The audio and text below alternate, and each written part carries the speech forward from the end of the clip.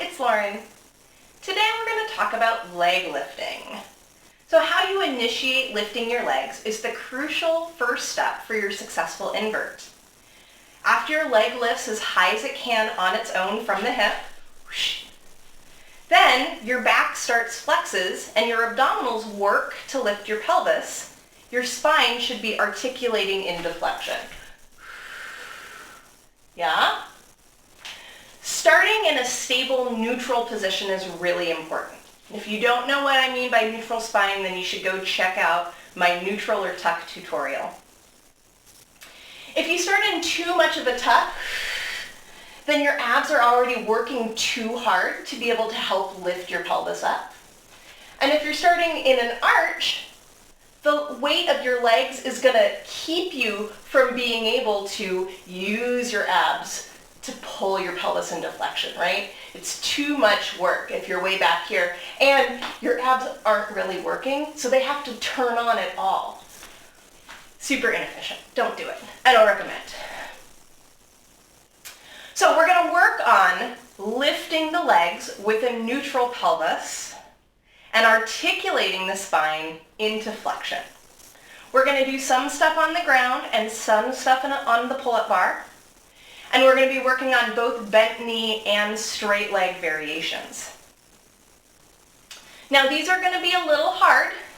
And if you're brand new to aerial, if you haven't really started working on inverting yet in the studio with your coach, then I suggest you wait, put this in your saved folder, and come back to it once you're working on these skills with a coach. We're going to need a few pieces of equipment today. So I have a mat to lay down on the floor because I've got hardwood. You're also going to need something heavy to hold on to. So I'm going to hold on to this bench. You can hold on to a couch. I also can do this with a 10-pound weight, whatever you have. When we get to the pull-up bar, I'm going to do something that I'm going to use a band. If you don't have a band, but you have a friend, you could use your friend instead of the band. And all of these exercises can be done on aerial equipment, either hanging from a trapeze, hanging from fabric or rope, or you could even make a knot in the fabric or use a sling and hang in a crucifix. We're going to start flexing our low spine, so exploring what lumbar flexion feels like for your body. And we're going to do this sitting in front of the wall. So this isn't the best position for the video, but we're not going to spend a lot of time here, so hopefully is good enough. So here I'm sitting up. I'm sitting on my sits bones. My shoulders and head are up against the wall, so I'm in neutral. And then I'm going to curl, so I'm thinking about trying to pull my low back to the wall. I'm feeling my pelvis tuck under, like I'm trying to tuck my tail between my legs. And then I'm going to rock back to neutral. And I'm just going to do that a few times. Part of this is waking up that motion, and part of this is also experiencing how easy or hard it is for you to do. So for me, lumbar flexion is hard. My body doesn't really like to do it, and I've got an injury that makes it even harder for me. So you might notice that this is like, oh, not a lot of movement there, or that feels really easy. If it feels really easy, then your inverts are also probably in pretty good shape. You'll also notice that your abs work really hard when you flex your spine because it's their job to flex your spine. So if they're not working when you're flexing your spine, then it's definitely a red flag. You should start working on that. So I've done this a few times. My low back's starting to move, starting to feel a little more warm. We're going to come and lay down on the back. We're thinking about how much can we move our leg, keeping our pelvis and spine neutral. So I'm going to put my fingers on my hip bones just for some kind of tactile feedback while I'm moving my leg. So we're going to start with a bent knee, pulling the knee into the chest. How far can we pull the knee into the chest before we have to flatten our low back into the ground and tuck? Right? So again, here I'm in neutral. There's a little bit of space between my low back and the mat. And my knee pulls in I can get it to about here. We'll try the other leg. Sometimes they're different. It's an important thing to know.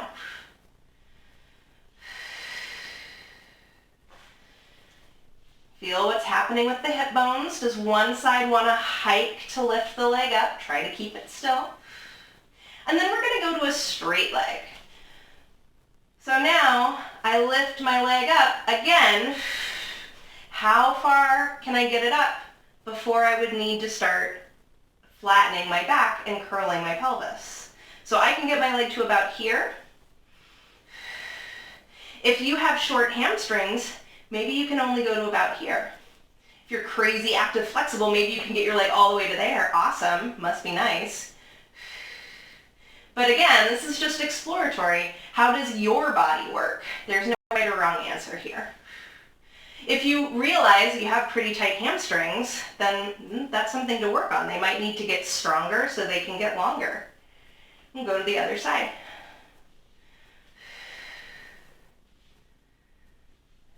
All right, so I know now that with a bent knee, my leg can get all the way to here before I need to start curling to lift my hips up. And with a straight leg, I go to about here before I need to curl to lift myself up. So now we're going to do some exercises to lift ourselves up. We're going to start holding on to that heavy object, whether it is a couch or a weight or a person. You can also hold somebody's ankles to do this. And first we're going to do it with bent elbows. So I want your elbows bent at about 90 degrees. So they're pointing up from your shoulders. And you're thinking about squeezing them towards each other. Your hands and shoulders, or hands and elbows are shoulder distance apart. And I'm trying to find some connection through my side. So kind of in my armpit. And the more I think about rotating my elbows in and reaching them up towards the ceiling, the more I should feel that turn on. What we don't want is elbows flopped out towards the sides. So there's a bunch of connection through here. If it's all working together, it's going to make it easier for us to curl up. If we're out like this and we haven't found all those muscular connections, it's going to be a lot harder. So from here, I'm going to find how high or low can my legs be while I still have my neutral spine. So I'm going to start right about here. Maybe you need to start here, and that's fine. You just know that you need to start strengthening your abdominals a little bit more so that you can get your legs lower. And I'm going to tuck my knees in as far as I can without curling my pelvis. And then I find that position. I found it here. I'm going to start curling to roll up to my shoulder blades, not onto my neck, and then slow, slow, slow, lower down, pelvis lands, legs extend. Now pay attention, when your legs extend, did your back want to arch? So again, that's something that's probably happening in the air. If your legs extend and your back arches, we just talked about it's really hard to lift your legs in a back arch. So maybe your legs need to go harder or higher. Maybe you need to work a little bit more resisting the weight of your legs. Now when you did that, you might have noticed your upper body working quite a lot to help you. And it's pretty easy when our arms are bent for our upper body to assist doing this exercise. So for these next couple, I want you to try it using your upper body as little as possible. I want you to use it enough that you can do the exercise. But pay attention, can you use less arms, less pulling to get yourself up and more curling? How hard or easy is it for you to make that switch? So legs extend, elbows are hugging towards each other, pressing up, knees come in, and now I'm really thinking pulling my pubic bone with my abdominals, rolling up, finding my shoulder blades, slow, lower down. We'll do one more, trying to use the arms as little as possible.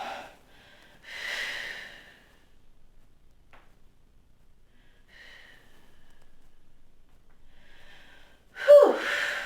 All right, so now we're going to slide away and work with straight arms. So with arms, it's important that we still try to find that wrap and support through our sides. So again, a little easier to find with your elbows are bent. If you have limited shoulder mobility, you're going to need to do this with your arms higher up. If your arms are by your ears and your elbows are turning way out and your armpits are kind of opening out to the sides, then you're not, again, finding all that support and connection that you get through the sides of your body when you're in a more rotated in position.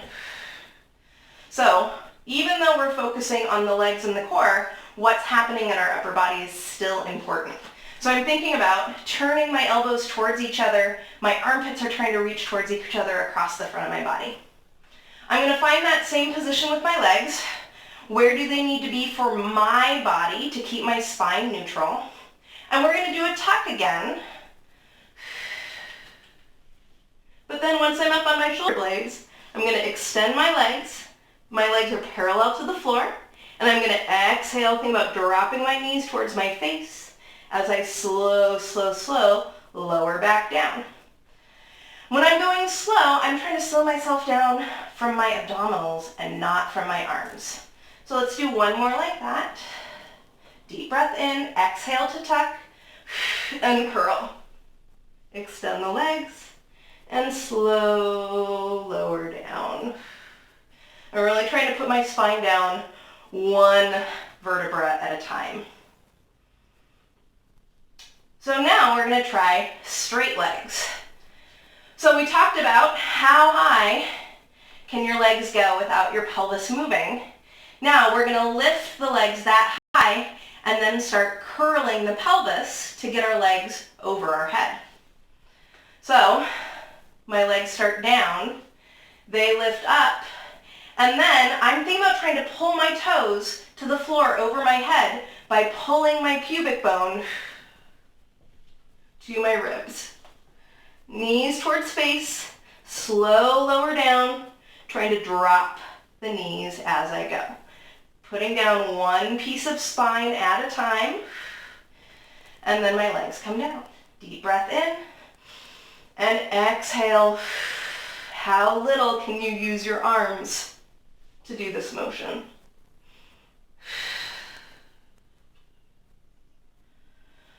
Whew. So, you can also totally do this in a straddle. And experiment with what width works best for you. So I really like straddling with my legs about yay wide, so a little bit wider than my shoulders.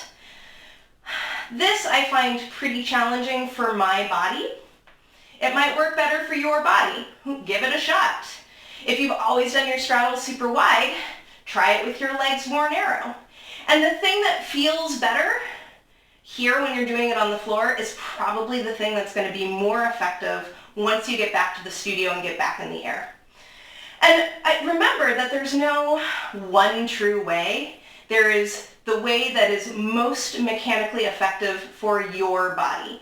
And we can look at some rules about those things, but if your coach has told you always super wide legs and you find this easier with your legs a little more narrow, you're probably better off doing it with your legs a little more narrow, and that's not wrong. So we're going to do a little pattern, keep working with the pike, and add the straddle in. So I'm going to start with my straight legs. I'm going to pike up. I'm going to open up my legs so they're a little wider than my shoulders, and I'm going to roll down, trying to drop my toes to the floor as I go. When my legs get lower than my hips, I'm going to sweep them together and do it again.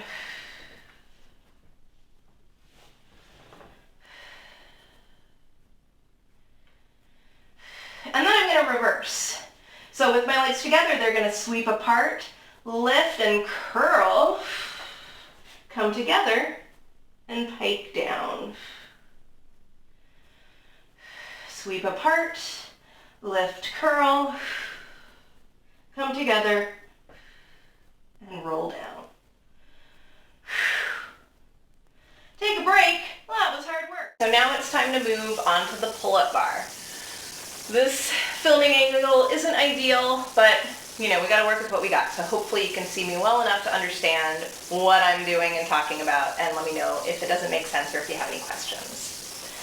So the first exercise is one of my favorites for understanding how we're curling to lift our legs up. It's a little subtle and a little tricky, but I think once you figure it out, you're going to see how helpful it is. So we're going to come into our hanging position, and ideally your toes can rest on the ground when you do this. I'm going to pull one knee up as far as I can, trying to hug it into my chest, and then I'm going to try to just curl my pelvis to float my other foot off the ground. So important, my butt on my straight leg is working really hard, and as I curl, it doesn't stop working. So if I feel that my butt has turned off, then probably something like this has happened. So instead of this leg lift, right, I'm super squeezing my glute, and then I'm just trying to pull my knee in more. So try about 5 on each side of those. You should really be feeling your low abdominals working. And if you have a wall or a door behind you, it's going to give you a little bit of assistance, not in a bad way. If you're doing this on aerial equipment, you're going to do the exact same thing. Just if you're in a knot, pay attention to whether or not the crucifix is pushing your ribs out into an arch. And you really want to push actively back into that loop from the front of your ribs so that you can stay engaged and neutral. So again, I'll show you a couple more times. I'm starting neutral. So I'm not starting in a super big tuck already. My knees pulling up, and then I'm trying to tuck to lift. So my right butt stays working the whole time. All right, so after you've tried those, you can really feel how much that curl is helping to lift you, we're going to do some knee tucks. So these should feel pretty similar to what you've already been doing, but now we're really trying to emphasize that curling to get the legs up higher. So when I do my knee tucks, I'm not letting my head come back. My ears are going to stay between my shoulders the whole time. And that's going to be one of my limiting factors. If I have to push my head back to get my knees higher, then I'm no longer lifting my legs for my abdominals. Now I've started using my lats to help push me upside down. Nobody's going upside down right now because it is not safe to invert on a pull-up bar. Yeah? So we're just working on the leg lifting, not inverting. So with my curl, ears between shoulders, my knees lift up, and then I curl. How high can I get my legs before I have to push my head back? So try a couple of those, and then we're going to add on.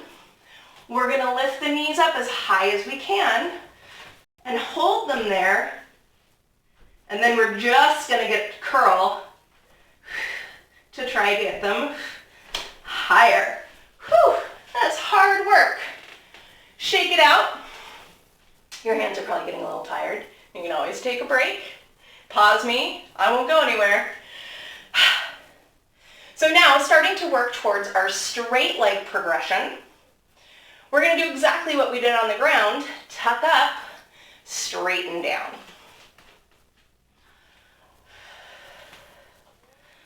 So, after I've tucked my knees up, I'm going to extend my legs, and I am trying as hard as I can to keep my thighs as close to my chest as they were.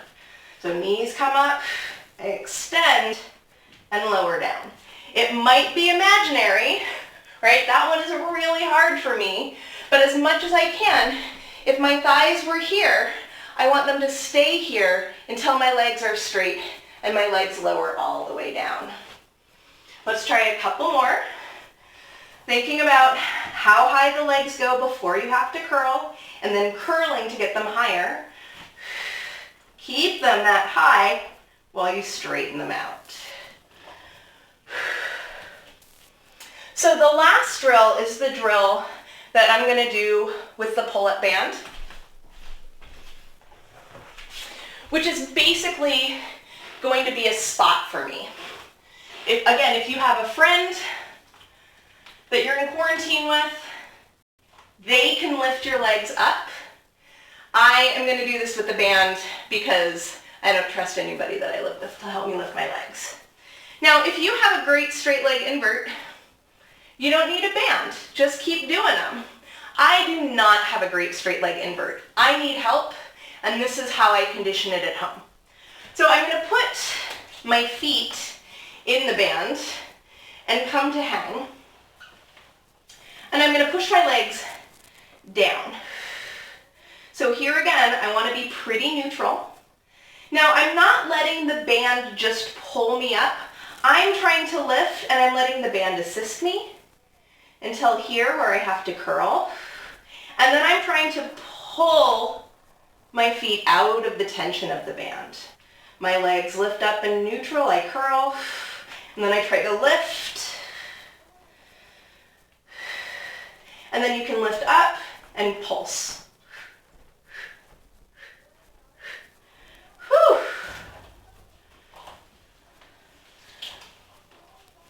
So there you go. There's a bunch of drills to work on your legs lifting and your spine flexing to get stronger in your inversion. If you have any questions or comments, please let me know. I'm so happy to talk about this stuff with you. Please subscribe to my channel for more content like this. I got nothing but time and I got a list, so should be exciting. Thanks for watching. I'll see you next time. Bye.